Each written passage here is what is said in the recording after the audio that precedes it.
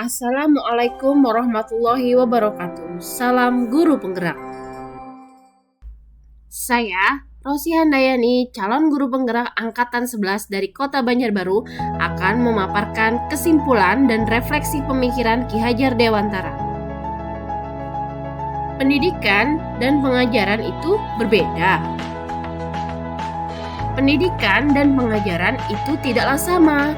Pengajaran adalah bagian dari pendidikan. Pengajaran adalah proses pendidikan dalam memberi ilmu untuk kecakapan hidup anak secara lahir dan batin. Sedangkan pendidikan pada hakikatnya adalah menuntun atau memberi tuntunan terhadap segala kekuatan kodrat yang dimiliki anak agar ia mencapai keselamatan dan kebahagiaan setinggi-tingginya, baik sebagai manusia maupun sebagai anggota masyarakat. Pendidikan menuntun murid memperbaiki lakunya, di mana menuntun segala kodrat yang dibawa anak sejak lahir, yaitu kodrat alam dan kodrat zaman, agar anak tidak hanya memiliki pengetahuan dan keterampilan, tetapi juga berbudi pekerti luhur. Sebelum mempelajari modul 1.1, pembelajaran yang saya lakukan yaitu yang pertama, hanya mentransfer materi pembelajaran. Yang kedua, menganggap anak seperti teori tabula rasa. Kemudian yang ketiga, hanya berpusat pada guru atau teacher center. Yang keempat, hanya melihat aspek kognitif saja. Yang kelima, ketuntasan materi lebih penting daripada karakteristik murid. Kemudian yang keenam, menganggap murid belum mampu mengeksplor dirinya. Dan yang ketujuh, sering merasa gagal apabila murid banyak yang tidak tuntas setelah melakukan evaluasi tanpa refleksi diri.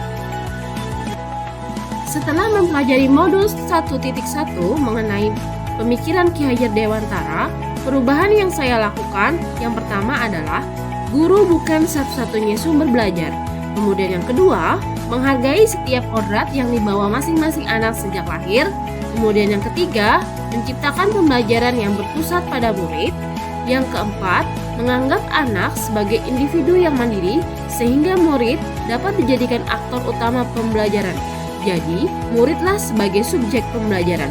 Kemudian yang keempat, harus mempelajari karakteristik murid. Dan yang terakhir, yang keenam, menuntun murid untuk mengembangkan kompetensinya.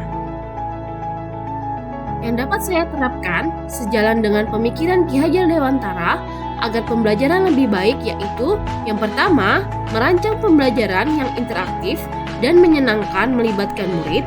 Kemudian yang kedua, pembelajaran yang mengutamakan aspek budi pekerti.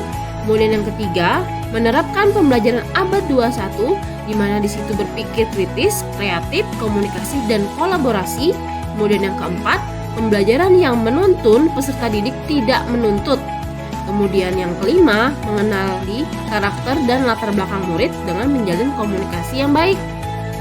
Terima kasih sudah menyaksikan pemaparan koneksi antar materi mengenai kesimpulan dan refleksi Ki Hajar Dewantara. Salam dan bahagia Bapak Ibu Guru Penggerak. Wassalamualaikum warahmatullahi wabarakatuh.